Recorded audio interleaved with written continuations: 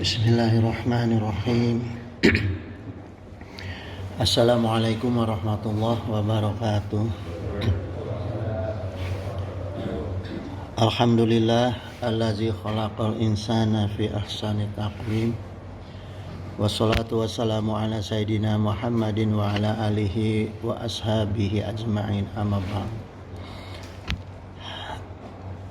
Hadratal muhtaramin, para sepuh, para alim, para asatid, para tokoh masyarakat, hafidhakumullah wa ri'akum. Ayuhal mukarramin, sahibal fudala, allazi yaqduruna fi hazal masjid Jami Al-Manan, zadakallahu nuran wa ihsanan. Subuh sekarang insyaallah kita kupas lanjutan kajian Hijratus Siyasati. Ayuhal ikhwan, jadi pertama kita mesti pahami dulu bahwa salah satu tujuan disyariatkannya hukum Islam yaitu menjadi rahmat bagi manusia dan alam semesta berikut seisinya. Nah, ini sejalan dengan tujuan diutusnya Rasulullah SAW untuk menjadi rahmat bagi alam semesta. Surat Al-Anbiya ayat 107, Allah Ta'ala berfirman, "Wa ma arsalnaka ila rahmatan lil alamin." Jadi memang Rasulullah diutus untuk menjadi rahmatan lil alamin. Alatnya yaitu agama Islam, ya. Kemudian sebagai pedomannya Al-Quran, ya, dan turunannya adalah syariat. Jadi nyambung semua tuh jemaah, ya.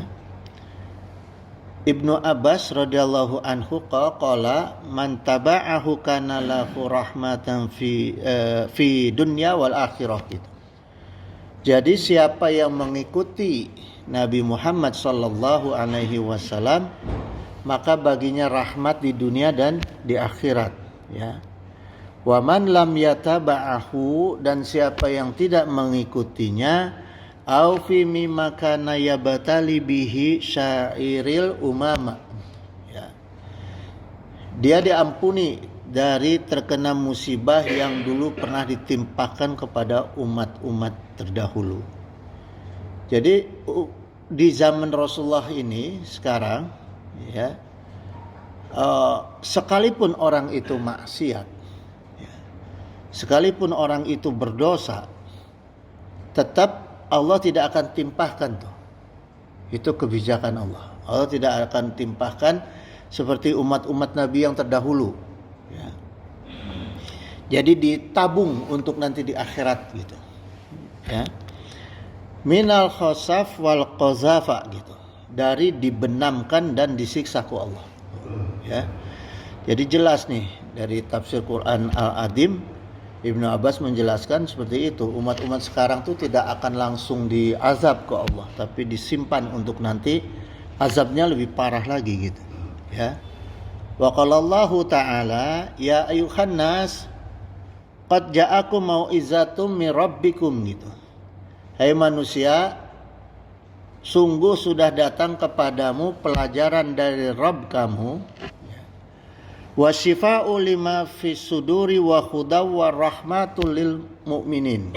Jadi Rasulullah itu datang membawa hudan, ya, membawa hidayah, kemudian beliau membawa obat penyembuh, ya, syifa itu obat penyembuh bagi semua penyakit, baik yang di dalam dada. Nah, jadi penyakit-penyakit yang di dalam dada. Nah, ini tugasnya agama ini, menyembuhkan penyakit yang ada di dalam dada manusia, ya. Kemudian juga sebagai hudan wa rahmatul lil mu'minin, sebagai petunjuk dan rahmat bagi orang-orang yang beriman. Jadi ditegaskan ini untuk orang-orang yang beriman saja. Gitu jemaah. Jadi Rasulullah dan syariat Islam itu hadir menjadi rahmat dan membawa pelajaran dari Rabb kita, dari Allah, ya. Bahkan menjadi penyembuh bagi semua penyakit. Penyakit di dalam dada itu apa? Iri, dengki, ya. Sombong, tamak, hasud. Nah, itu penyakit. Itu penyakit yang disembuhkan oleh agama Islam, ya. Jadi gini jemaah. Mutolaahnya yang pasti orang mukmin itu tidak akan pernah sakit jiwa. Ya. Kalau ada umat Rasulullah SAW yang mengalami stres berat atau penyakit di dalam dada lainnya atau penyakit pikiran, itu tandanya belum mukmin, baru muslim. Ya. Kalau masih ada hasad, masih ada hasud, itu belum mukmin. Karena memang Allah tegaskan di sini untuk orang mukmin gitu, lil mukminin, ya, bukan lil muslimin gitu. Nah, maka kalau syariat bertujuan kemaslahatan bagi manusia seluruhnya, ya, aturan syariat itu isinya harus mengandung kemaslahatan umum. Jadi itu dasar-dasar daripada syariat agama gitu. Jadi nggak salah kalau ada pemda-pemda yang menegakkan syariat Islam, nggak masalah, ya. Cuma payung hukumnya tetap harus Pancasila dan Undang-Undang Dasar 45. Gitu jemaah. Jadi untuk menciptakan kehidupan dan berbangsa, ya, dan bernegara yang bermaslahat, umat Islam itu harus memahami ilmu fikih siasah sebagai bekal untuk mengamalkan politik Islam, ya. Di antaranya memahami struktur bangunan utamanya dalam politik Islam, ya, yaitu iman, hijrah, dan jihad. Itu pondasinya dalam berpolitik, ya, untuk umat Islam. Ilmunya, kalau iman itu ilmunya tauhid, kalau hijrah itu ilmunya risalah, ya. Jihad itu ilmunya fikih siasah, gitu. Fikih politik, ya. Nah, tujuannya supaya umat Islam itu bisa melahirkan pimpinan yang memiliki 5 karakter ideal. Nah, ini yang idealnya umat Islam itu sebagai pemimpin harus gimana? Pertama, alim, berilmu dia. Yang kedua, adil, ya, memberikan suatu yang pada yang berhak, itu adil. Yang ketiga, amanah, tidak ngebeakeun alam Indonesia. Ya. Yang keempat, sajaah, artinya berani, ya. Yang kelima, hikmah, arif dan bijaksana. Itu hikmah. Itu, ya. Di kita ini banyak orang yang punya karakter yang 5 ini, kecuali yang satu yang sedikit itu, berani, ya. Banyak yang nggak berani, gitu. Termasuk saya nggak berani, kurang berani, gitu. Bahkan banyak yang nggak berani menyampaikan fikih siasah, gitu, ya, di kalangan ustadz-ustadz juga, gitu. Nah, sekarang kita bedah nih maksud dari hijratus siasah tadi, ya, siasati. Pertama kan tadi bangunannya adalah iman, hijrah, dan jihad. Sekarang iman, ya. Tentang iman itu umat Islam semuanya harus paham itu.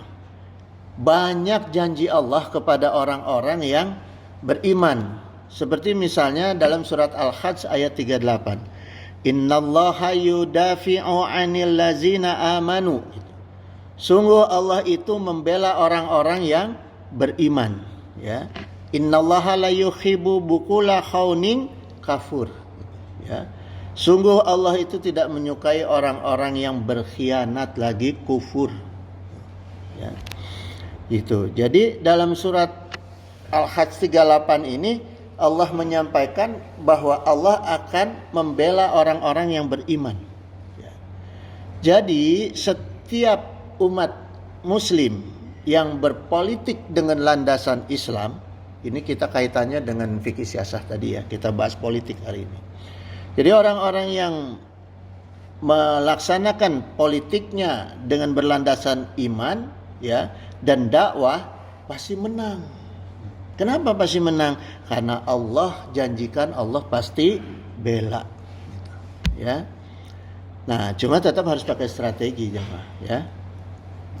Kenapa selama ini politikus Islam itu kalah? Kita lihat nih sekarang, politikus Islam rata-rata kalah, gitu. Karena mereka tersandera. Ya. Kalau saya mutolaah ini, bismillah. Rata-rata politikus Islam itu tersandera. Pertama tersandera oleh apa? Pertama su'ul adab. Ya.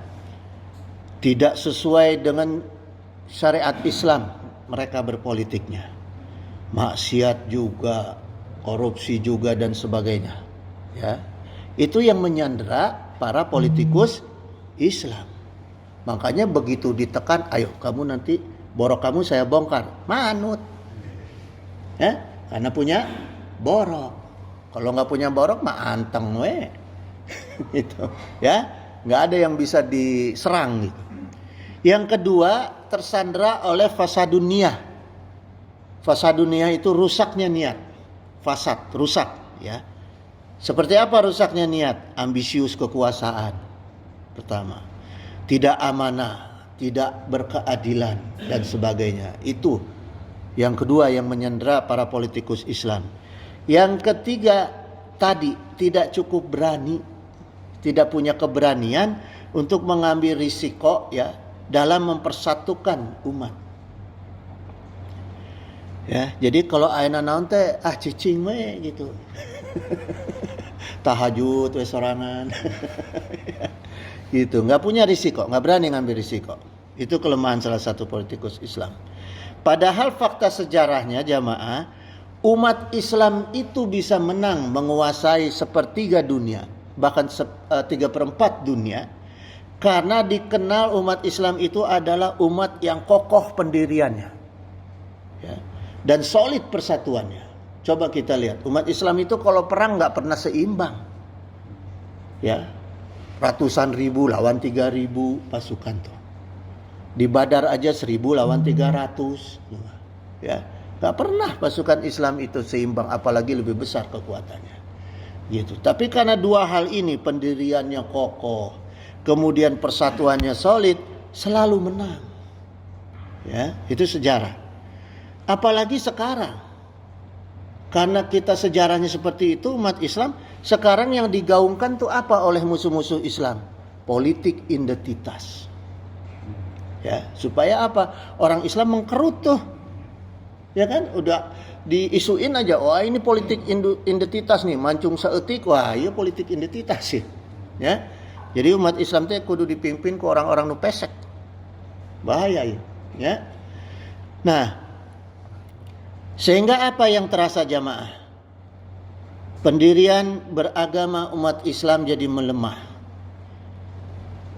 Pendirian untuk bersatu umat Islam juga jadi melemah. Karena diisukan politik identitas gitu, ya. Padahal jamaah kalau kita perhatikan siapapun yang ngomong politik identitas itu, ya, sebenarnya mereka yang sedang memainkan politik identitas. Coba aja kita perhatikan ya. Saya nggak usah detail lah. Jamaah bisa melihat itu. Ya. Maka gini jamaah.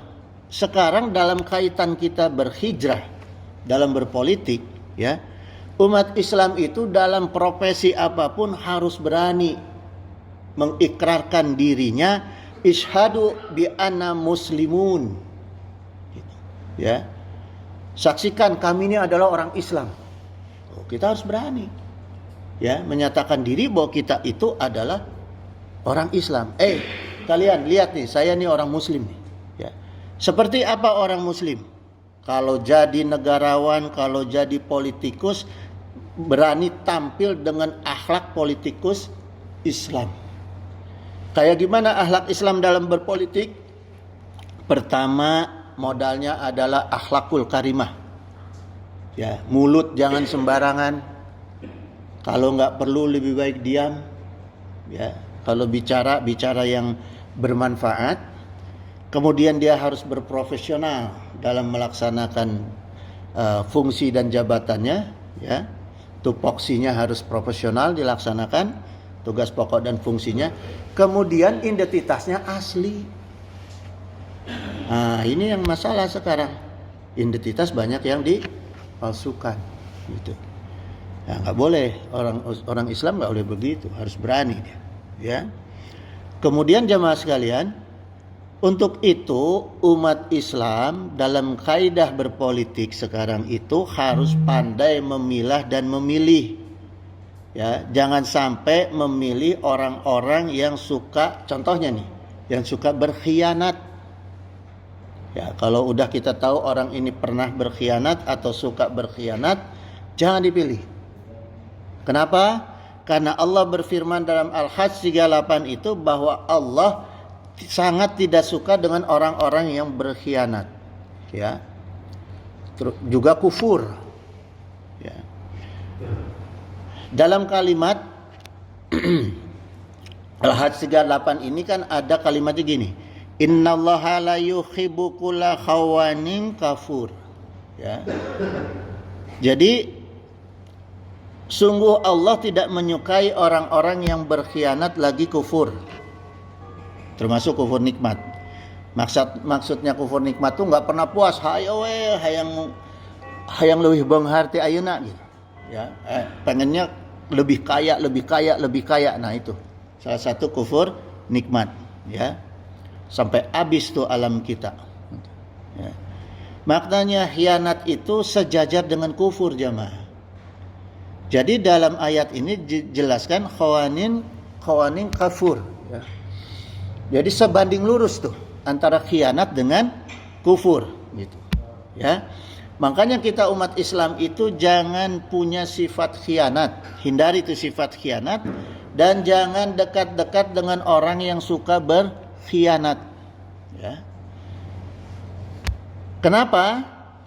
Karena gini, Allah tegaskan nih ya dalam surat An-Naml 50, wa makaru wa makron, wa makarna makron. Ketika orang-orang kafir itu berbuat makar, ya, pada Rasulullah dan umat-umat Islam, ya, kaum muslimin, itu Allah balas makar. Ya. Mereka makar, Allah balas makar gitu. Ya. Wa makaru makran, ya, wa makarna makran gitu. Jadi kami buat makar dengan yang sungguh-sungguh juga. Dibalas oleh Allah perkara makar itu. Tapi dalam Al-Anfal 62, wa in yuridu ayyakhda'uka gitu. Kalau mereka mengkhianati kamu, fa inna hasbakallah, maka sungguh Allah itu cukup menjadi pelindung. Jadi kalau khianat Allah nggak mau tuh balas. Karena Allah menghindari pekerjaan, amalan, bahkan niat sedikit pun yang berkaitan dengan khianat. Ya. Kecuali yang tobat, ya, kecuali orang-orang yang berkhianat kemudian tobat gitu. Karena jelas innallaha yuhibbut tawabina wa yuhibbul mutatahhirin gitu. Orang-orang yang suka bertobat tuh Allah cinta sama dia. Gitu jemaah, ya. Nah, di zaman Rasulullah SAW itu ada sahabat namanya Abu Lubabah. Ya, Abu Lubabah itu Ansor pertama yang masuk Islam dalam baiat, ya. Ansor pertama yang masuk Islam, kemudian ketika Rasulullah SAW itu mengepung benteng Yahudi Bani Quraizah, ya, karena dia berkhianat kepada Rasulullah dan umat Islam, ditugaskanlah Abu Lubabah, ya, untuk menjadi juru runding. Masuk dia ke benteng ke benteng Yahudi, ya. Pas dia masuk, didatangi itu oleh kaum perempuan dan kaum anak-anak Yahudi. Karena kan dikepung. Jadi umat Yahudi dikepung itu kan nggak bisa punya makan apa ya. Nah, untuk berunding ditugaskanlah Abu Lubabah. Nah, ketika beliau masuk itu pinter nih Yahudi. Perempuan dan anak-anak itu suruh datang dalam keadaan nangis-nangis. Sehingga Abu Lubabah itu nggak tega. Ya. Dalam kondisi itu dia nggak tega. Kemudian ditanya nih oleh salah satu perempuan Yahudi itu, ya, salah seorang perempuan Yahudi. Wahai Abu Lubabah, apakah menurut kamu ini kami patut ya mengikuti hukumnya Nabi Muhammad SAW. Abu Lababah itu karena nggak tega, nggak berani ngomong, nggak berani bicara. Cuma ngomongnya gini, isyaratnya gini. Jadi tangannya tuh di leher belakangin gitu. Artinya kalian akan dibunuh. Gitu. Maknanya. Kalau sekarang kan gini ya. Kalau dulu tuh gini di belakang leher. Kalian akan dibunuh gitu. Nah, dengan begitu aja, padahal kan tugas Rasulullah itu adalah berunding. Tapi Abu Lubabah nggak berunding gitu. Cuma menunjukkan begini aja. Itu Abu Lubabah itu tidak mengikuti petunjuk Rasul, tugas Rasul, ya, secara implisit gitu, cuma menunjukkan gini aja, dia sudah merasa berkhianat kepada Rasulullah. Sehingga ketika pulang ke Nabawi, ke Masjid Nabawi, itu mengikatkan diri di tiang sambil menyesal. Sambil berkata, ya Rasulullah, saya sudah mengkhianati engkau dan agama Islam, ya, umat Islam. Saya tidak akan melepaskan diri sampai diampuni oleh Allah atau mati karena khianat. Tuh orang dulu tuh sampai gitu tuh. Padahal bukan khianat merusak Islam, bukan. Cuma nggak menyampaikan yang sesungguhnya apa yang diperintahkan oleh Rasul. Gitu, ya. Sampai akhirnya turun surat At-Taubah. Surat At-Taubah ayat 102, Abu Ubabah dilepaskan oleh Rasul. Ya. Jadi tingkatan khianat dalam kaidah Islam itu segitu aja udah maksimal. Sudah dikatakan khianat. Apalagi orang-orang sekarang yang namanya khianat itu menghancurkan gitu. Ya. Gitu. Gitu jemaah. Nah, kenapa khianat Allah tidak ingin melakukan khianat, membalas khianat? Karena khianat itu segaris lurus dengan kufur. Ya. Jadi orang yang berkhianat itu dihukuminya kufur. Allah tidak akan membalas orang yang khianat karena masa Allah mengkufuri dirinya sendiri. Ya. Makanya Allah tidak akan membalas orang-orang yang khianat, hanya melindungi orang-orang Muslim, orang-orang Islam yang dikhianati. Pasti dilindungi ke Allah. Gitu. Jadi kita jangan balas khianat tuh. Ada orang yang khianat, jangan dibalas khianat. Allah yang akan melindungi itu. Ya. Kecuali makar, balaslah makar. Ya. Gitu jamaah sekalian. Nah, sekarang Allah Ta'ala berfirman dalam Al-Baqarah ayat 218, innallazina amanu wallazina hajaru wajahadu fisabilillah. Ya. Kita masuk ke materi hijrah. Orang-orang yang beriman dan berhijrah dan berjihad di jalan Allah itu yang mana nih? Seperti apa orang yang berhijrah ya dan berjihad? Ulaika yarjuna rahmatallahi. Mereka cuma mengharapkan rahmat Allah. Wallahu ghafurur rahim gitu ya. Allah yang Maha Pengampun. Jadi jangan gini jamaah. Orang yang berhijrah dan berjihad itu hanya yang ikhlas karena Allah. Gitu ya, tidak ada tujuan dunia lainnya, gitu, ya. Bahkan di sini adalah yarjuna rahmatallah, gitu. Artinya mengharapkan rahmat Allah Subhanahu wa Ta'ala dan mengharapkan pengampunan Allah, gitu, ya. Jadi orang-orang yang bertobat, tobatnya nadmu itu artinya menyesal, ya. Jangan sampai kayak seperti gini. Orang Betawi itu kan kalau udah ngomong kapok dah gua, udah tuh. Dia ngerjainnya lagi, berbuat dosa lagi tuh lama. Jadi tobat itu harus sampai benar-benar kapok. Nadmu, benar-benar menyesal. Dan ini rukun. Ya, rukun. Kenapa? Karena sama seperti al-hajjun Arafah. Orang yang berhaji tidak wukuf di Arafah, maka tidak dibilang haji, umroh. Nah, seperti itu juga tobat. Kalau orang tobat tidak kapok, tidak menyesal, tidak jadi tobatnya. Gitu. Ya, gitu jemaah. Jadi penting ini kita pahami gitu. Nah, kemudian hijrah dan jihad itu disambung dengan hajaru wajahadu. Wawunya ini waw atof. Ya, waw atof itu mutlaqul jami' gitu. Jadi huruf wawu yang menyamakan kedudukan at-tabi' dan al-matbu'. Ya. Gitu. Nah, jadi maknanya hajar wa jahadu itu adalah seimbang. Hijrah dengan jihad itu sama seimbang. Jadi kalau kita nih berhijrah sekarang ya menjadi lebih baik, itu sama dengan kita dihukumi dengan berjihad. Nggak perlu perang, nggak perlu ngangkat senjata sebetulnya, ya karena belum waktunya. Ya. Jadi kita biasakan diri untuk berhijrah. Nah itu kita dapat pahala jihad gitu. Kenapa? Karena hijrah dan jihad itu sama-sama bertujuan fastabiqul khairat. Ya. Ikhlas mencari ridha Allah Subhanahu wa taala dalam berlomba-lomba untuk mendapatkan kebaikan ya, mengerjakan kebaikan. Bahkan Abdullah bin Umar ini putranya sahabat Umar radhiyallahu anhu. Beliau berkata gini, "Inna afdhalal amali ba'da sholat al-jihadu fi sabilillahi ta'ala." Sesungguhnya ya seutama-utamanya amal ba'da sholat fardu yaitu jihad lillahi ta'ala gitu. Ya. Gitu jemaah. Jadi banyak sekali keuntungan kalau kita hijrah gitu, ya. Kemudian gini jemaah. Sayyidina Umar beliau berkata gini, al-hijratu faraqat bainal haqqi wal batil. Nah, kenapa penyusunan kalender hijriah itu diambil dari peristiwa hijrah?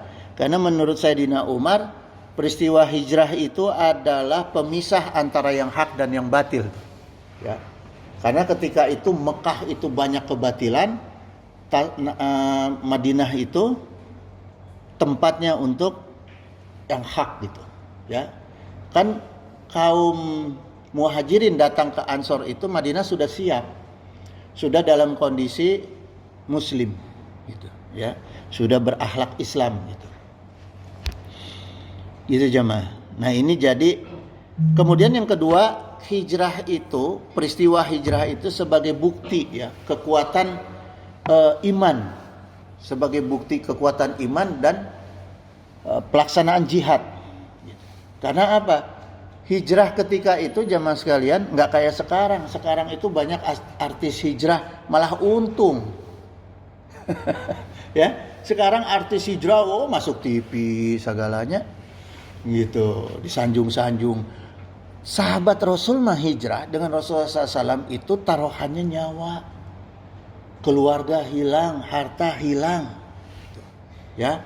Perjalanan nggak kayak sekarang. Coba aja kalau yang pernah hijrah dari yang pernah perjalanan dari Mekah ke Madinah itu kita lihat gunung-gunung semua itu, ya. Risiko dimakan binatang buas dan segala macam. Berat sekali perjalanan hijrah ketika itu. Gitu.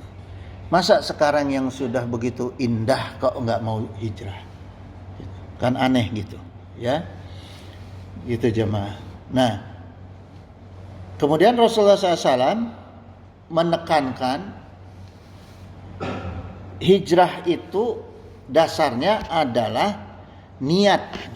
Ya, innama a'malu binniyat wa innamal likulli amrin manawa gitu. Sungguh tiap-tiap orang itu akan mendapat balasan sesuai dengan niatnya gitu. Ya. Karena ada yang niatnya karena dunia, ada yang niatnya karena perempuan, hijrahnya itu ya. Supaya bisa nikahi perempuan berjilbab yang cantik, ya pura-pura hijrah gitu. Gitu ya. Karena di sini kalimat Qur'annya wa man kanat hijratu ila dunya yusbihuha gitu ya. Siapa yang hijrahnya kanat itu penekanan adalah gitu untuk. Jadi kalau ada tulisan kanat itu artinya adalah untuk mendapatkan keduniaan. Jadi ini yang ditolak oleh Allah ya. Gitu. Atau ila amro'atin yang kihuha gitu, atau hijrah karena wanita yang akan dikawininya gitu. Itu jemaah ya. Jangan gini jemaah. Ini dalam situasi politik sekarang itu dekat-dekat usum politik ini di tahun politik banyak yang pura-pura Islam, ya, supaya dapat suara umat Islam.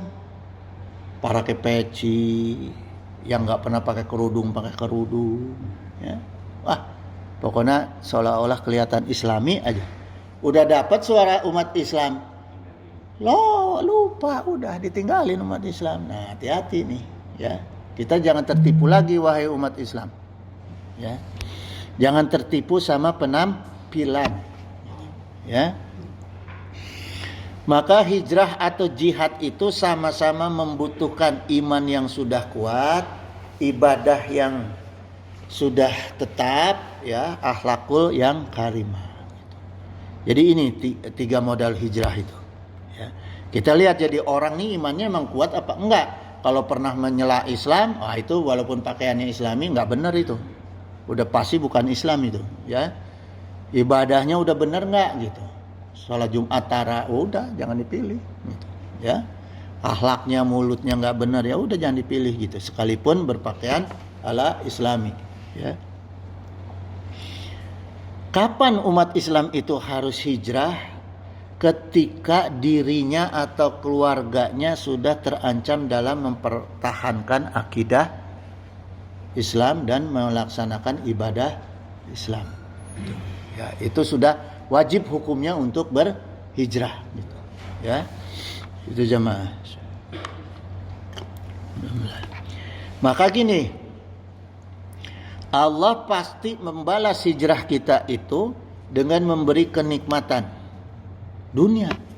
Dunia juga, bukan hanya akhirat, ya.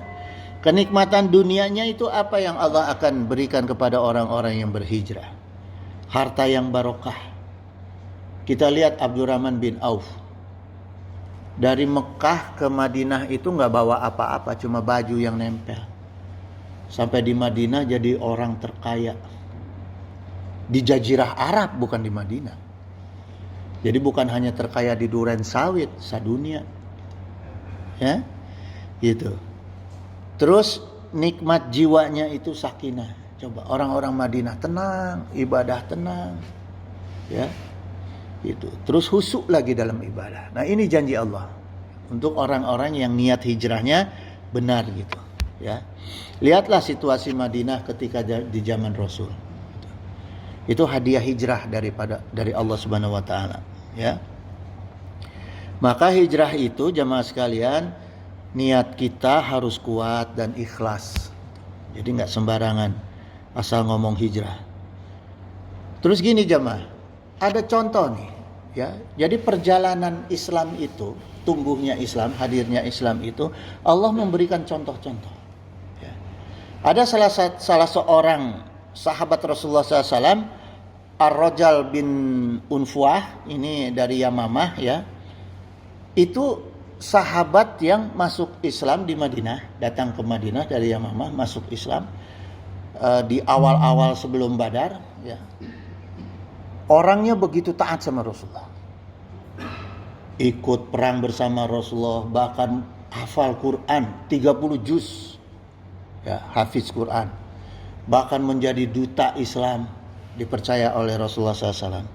Ketika Rasulullah SAW meninggal, ya, zaman Abu Bakar muncul nabi palsu, ya, muncul nabi palsu.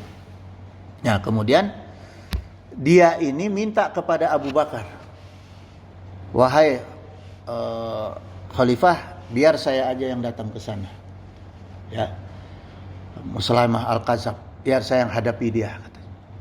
Nah, ini salah satu kenapa Rasulullah tidak membolehkan mengangkat orang yang meminta jabatan. Ya, ini salah satu contoh kisah. Dia ini hafiz Quran, sahabat Rasul, suka perang jihad. Berangkatlah dia ke Musailamah Al-Kadzab. Datang ke sana, pertama oleh Musailamah Al-Kadzab itu diberikan logika dulu. Setelah diberikan logika, diajak diskusi, kemudian ditawarin jabatan, orang kedua setelah Musailamah. Yang ketiga ditawari gaji take home pay yang sangat besar. Akhirnya apa? Berkhianat sama Islam. Berkhianat sama Islam, berkhianat sama khalifah. sama umat Islam. Ya. Itu sahabat Rasul jamaah, hafiz Quran, apalagi cuma sekedar ulama, kiai, ustadz, potensi hianatnya besar nggak? Besar. Ya, itu orang yang ketemu Rasulullah. Apalagi yang zaman-zaman sekarang nih, ulah nggak jago. Ya, itu maka harus banyak istighfar, harus banyak bertobat kepada Rasulullah SAW. Gitu, ya. Nauzubillah min jalik, supaya kita jangan sampai menjadi seperti Ar-Rajal bin Unfuah. Ya. Nah kemudian Ar-Rajal bin Unfuah ini diperangi oleh umat Islam, dibunuh oleh Zaid bin Khattab, kakaknya Umar bin Khattab. Gitu. Ya, kakak tertua gitu. Gitu jemaah. Jadi hati-hati. Sahabat Rasul aja bisa kejadian seperti itu. Gitu. Apalagi kita berbangga-bangga dengan gelar ulama, kiai, liar. Ya.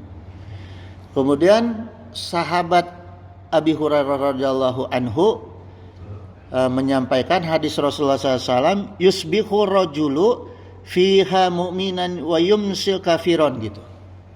Jadi Rasulullah itu pernah berkata, akan ada kelak seseorang yang wa yumsi kafiron gitu. Jadi dianya itu dalam keadaan mukmin, kemudian paginya mukmin, sorenya dia jadi kafir. Ya. Am yumsi mu'minan wa yusbihu kafiron gitu, ya. Kemudian sore harinya dia dalam keadaan mukmin dan pagi harinya dia menjadi kafir, ya. Kenapa orang bisa seperti itu, bisa mudah menjadi kafir, keluar dari Islam? Yubi'u dinahu bi aradin minad dunya. Tegas nih Rasulullah sampaikan. Karena dia menjual agamanya bi aradin minad dunya. Karena dia menjual agamanya untuk tawaran kenikmatan dunia. Ditawarin jadi wakil presiden, golonyong. Ditawarin jadi menteri, golonyong gitunya gitu. Nah, ini bahaya jemaah, ya. Itu jemaah. Nah, biasanya ini pinternya setan. Dari peristiwa tadi, ya. Setan itu memberikan nalar logika yang kuat dulu.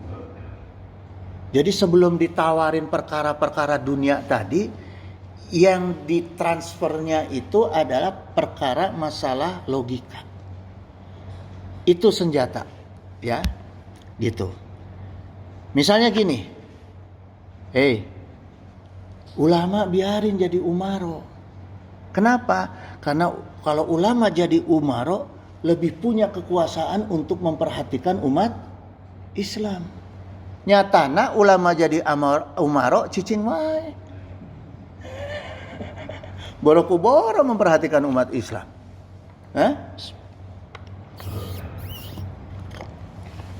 Omongannya juga nggak ada. Ya, itu jemaah. Nauzubillah min dzalik, tsumma nauzubillah min dzalik, ya.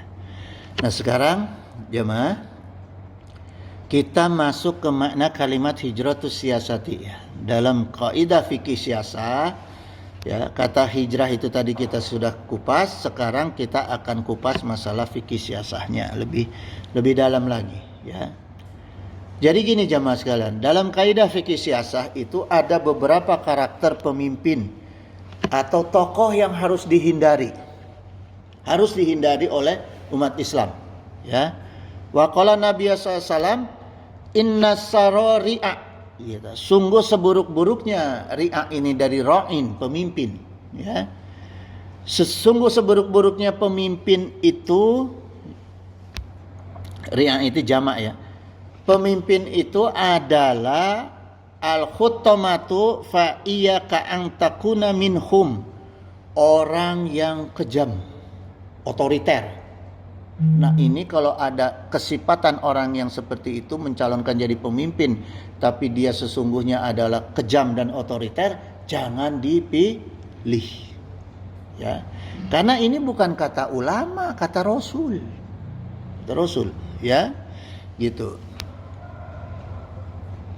Bahkan Rasulullah katakan gini, ka'ang takuna minhum, kamu jangan seperti orang itu. Kita juga nggak boleh punya sifat otoriter, ya, nggak boleh punya sifat kejam gitu. Nah, kata al-khutamah ini orang yang kasar yang suka membuat orang lain tersiksa. Gitu. Ya, maka ada istilah neraka khutamah. Ya, wa faidatu wa fi jahannama bil khattamati gitu.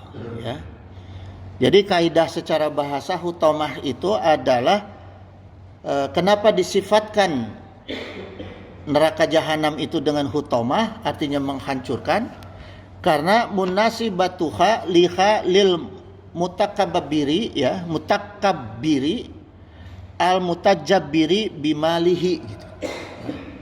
Jadi kesesuaiannya dengan kondisi orang-orang yang suka takabur dengan kekuasaan dan hartanya, al-mutarafi ala goirihi gitu ya. Dan orang-orang yang suka merasa lebih tinggi dari orang lain. Ini tempatnya neraka hutamah tuh, ya.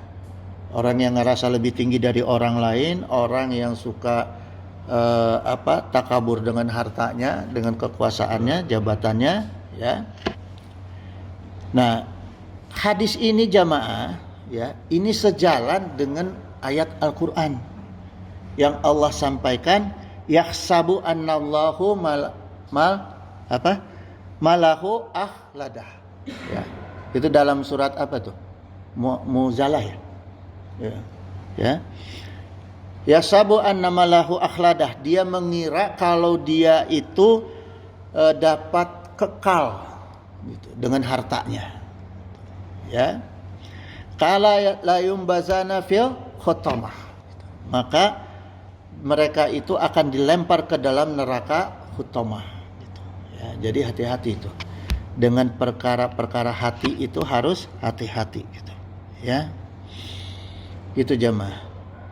Karena kan gini ya. Gini jamaah. Ini nalar logikanya gini, mutalaahnya.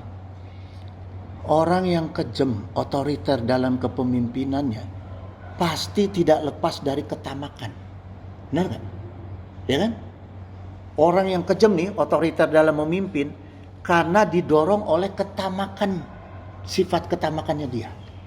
Tamak dalam perkara dunia, tamak dalam perkara jabatan, makanya dia kejam. Ya. Kalau orang yang nggak tamak dalam perkara dunia mah, jabatan mau diambil orang, pek wae, silahkan mau diambil orang, karena dia nggak ada rasa tamak. Gitu jemaah. Ya. Fahiyata kasarun kasron kuluma yulqa fiha gitu. Dan neraka itu benar-benar akan menghancurkan orang-orang yang seperti itu. Ya. Gitu, dilemparkan ke dalamnya la tubqa wala tazar, dan tidak berbekas dan tidak tersisa. Nih orang-orang seperti ini di nerakanya itu habis. Ya, hancur gitu. Nauzubillah min dzalik gitu. Nah, kemudian gini jemaah. Pesan-pesan penting untuk calon pemimpin ini, sebenarnya Rasulullah itu sudah memberikan pesan penting ya untuk calon pemimpin. Khususnya dari kalangan umat Islam nih yang bakal mencalonkan diri jadi dewan, legislatif, eksekutif, ya. Itu, yudikatif. Nah, ini ada pesan Rasulullah yang harus diingat oleh mereka itu. Pertama, waqala Nabi SAW, mamin amiru yali umurul muslimina. Tidaklah seorang pemimpin yang memegang urusan kaum muslim, walaupun ini bukan negara Islam, tapi kan mayoritas Islam, muslim, ya. Jadi harus diperhatikan. Orang-orang yang memegang urusan kaum muslimin itu, sumalam yajhad lahum, kemudian dia tidak berjuang, tidak memperjuangkan hak-hak umat Islam, ya. Wa yansahu lahum kanusihihi wa juhdihi li nafsihi gitu.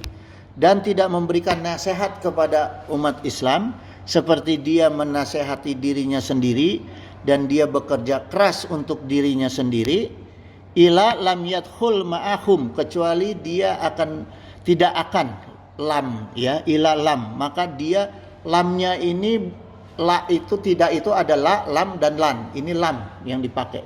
Tidak dan susah artinya. Tidak tapi susah. Kalau la cuma tidak doang. Kalau lam itu tidak tapi susah untuk bisanya gitu. Ya. Kalau lan sama sekali tidak. Kalau lam itu sama sekali tidak. Beda ya. Walan tardo angkal yahudu. Ya. Jadi kalau lam itu sama sekali nggak bisa, itu contoh ayatnya apa? Lam yalid walam yulad. Jadi nggak mungkin Allah, nggak mungkin ya maknanya itu lam itu. Ila lam khulul ila lam yadkhulul ma'ahum. Jadi orang pemimpin seperti itu yang tidak mementingkan urusan kaum muslimin, ya. Alhamdulillah. Tidak memperjuangkan hak-hak kaum muslimin dan tidak memberi nasihat kepada kaum muslimin dan dirinya sendiri, maka dia itu ya lam yadkhul ma'ahum. Dia itu tidak akan pernah bisa masuk surga bersama rakyatnya. Ya, jemaah. Ini perhatikan nih kalimatnya, ya. Yadkhul ma'ahum. Ma'ahum itu artinya bersama kita. Jadi hati-hati kalau kita salah memilih pemimpin, maka kita akan kebawa susah masuk ke surga bersama orang itu yang kita pilih. Ya. Jadi ingat nih jemaah, hati-hati ya. Gitu. Bukan berarti dia aja yang susah masuk surga, kita kebawa karena kita ikut milih. Ya.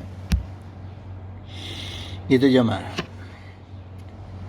Nah, kemudian Allah Ta'ala berfirman, Ud'u ila sabili rabbika bihikmati wal mau'idatil hasanah. Tapi memberi nasihat itu ya, itu harus dengan jalan yang hikmah gitu, dan memberi nasihat yang baik gitu. Jangan cocorongos, menghina, memfitnah, jangan. Harus dengan cara-cara yang baik gitu ya. Nah, kemudian bagaimana cara memberi nasihat yang baik? Ini Imam Hasan Al-Basri, beliau mengatakan yansohu insanun akhoroma af'alika gitu ya. Nasihati yansohu insanun. Nasihati orang lain itu akhoroma af'alika dengan perbuatan. Tuh. Ya, jadi cara yang bijak itu kalau nasihati orang lain itu dengan contoh, dengan bukan cocorongos, tapi dengan contoh cara kita berbuatnya seperti apa, gitu. Ya, nah kamu jangan sampai ngerokok, tapi baru ngerokok. Ya. Jadi jangan merokok kalau nyuruh orang supaya tidak merokok, gitu. Ya. Wala tahzarhum bikalimatika, dan jangan kamu menasehati orang lain itu dengan perkataan. Itu ya. Jadi cara memberi nasihat yang baik itu adalah dengan contoh, bukan dengan kata ya, perkataan cecerongos gitu ya. Kemudian dalam kaidah fikih disebutkan tuntunan gini. Tasarruful imami ala ra'iyati manutun bil maslahati gitu. Jadi kebijakan kepemimpinan itu, kebijakan pemimpin atau pemerintah untuk rakyatnya itu harus berdasarkan maslahah. Nah, ini dalam fikih Islam ya, harus kemaslahatan kebijakannya itu ya. Gitu. Jadi pemerintah itu sistem apapun, mau kerajaan, mau parlementer, mau presidensial, semua dalam aturan Islam itu harus dengan tujuannya adalah kemaslahatan, ya. Gitu. Kenapa? Karena sumber dalilnya dalam fikih siasahnya itu dari firman Allah An-Nisa ayat 58. Innallaha ya'murukum an tu'adul amanati ila ahliha gitu. Allah itu memerintahkan kalian untuk menyampaikan amanat kepada yang berhak untuk menerimanya. Kita sudah memberikan amanat suara kepada yang kita pilih, kita angkat. Berarti dia timbal baliknya harus melaksanakan amanat kita. Gitu. Ya. Jamaah gitu. Wa iza hakamtum bainan nasi ang tahkumu bil adil. Dan apabila menetapkan hukum di antara manusia, tetapkanlah dengan adil. Ulah lawan politik dibengket, ari kelompoknya mereka anteng-anteng aja. Nggak adil itu namanya, ya. Maka ada kaidah fikih. Ada kaidah fikih itu begini jamaah. Malayatimu ala al wajibu ila bihi fahuwa wajib, ya. Jadi perkara yang membuat sempurnanya hukum wajib, maka perkara itu hukumnya menjadi wajib. Kalau contohnya gini, kalau orang yang rambutnya gondrong kan sujud itu wajib tuh, nggak boleh kena, nggak boleh kehalangan. Maka peci bagi dia hukumnya jadi wajib. Orang yang gundul mah nggak wajib pakai peci, ya, gitu. Jadi hukumnya wajib. Dan karena keadilan itu bagian dari menyempurnakan hukum wajib, maka adil bagi seorang pemimpin adalah hukumnya wajib. Ya. Malayatimu al wajib ila bihi fahuwa wajib, gitu. Ya, gitu jemaah sekalian. Nah, kemudian dalam gini jemaah sekalian, ya.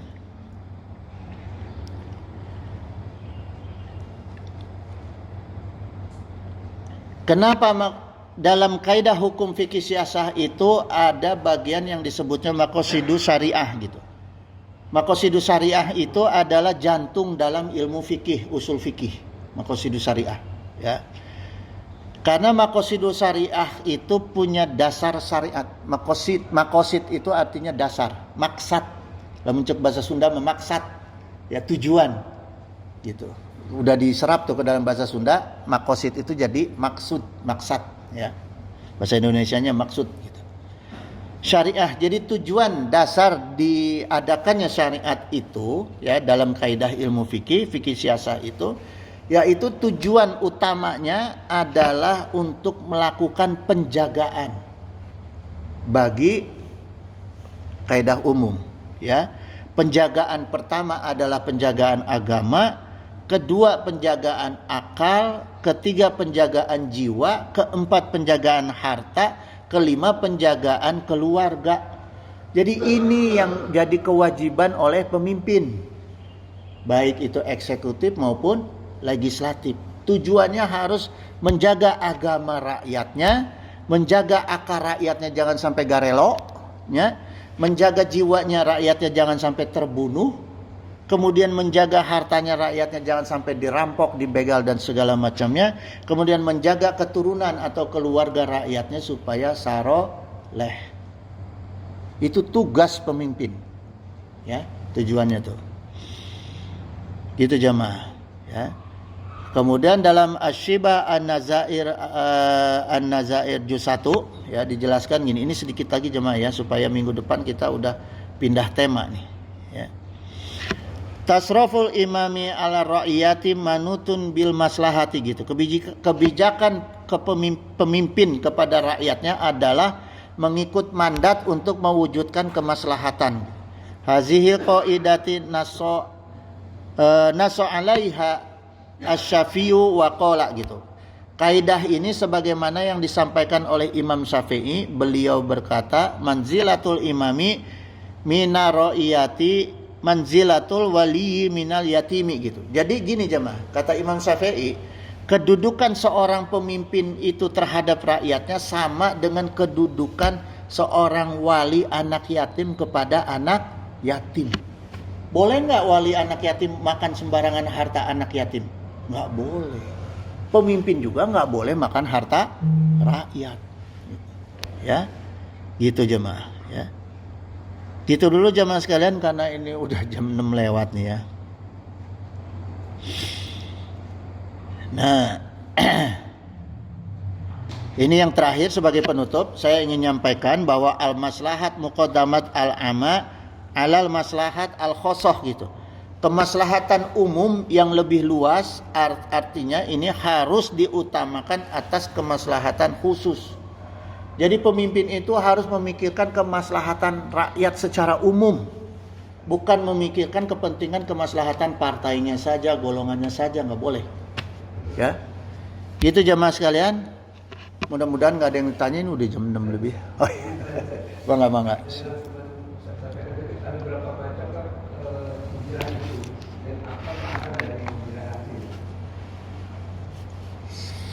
Hijrah hati itu ya pertama kita menghilangkan sifat-sifat nafsu dunia. Itu hijrah hati. Ya. Jadi apapun amal kita itu harus diniatkan untuk perkara ibadah. Ya, itu yang sebenarnya sesungguhnya hijrah hati gitu. Ya.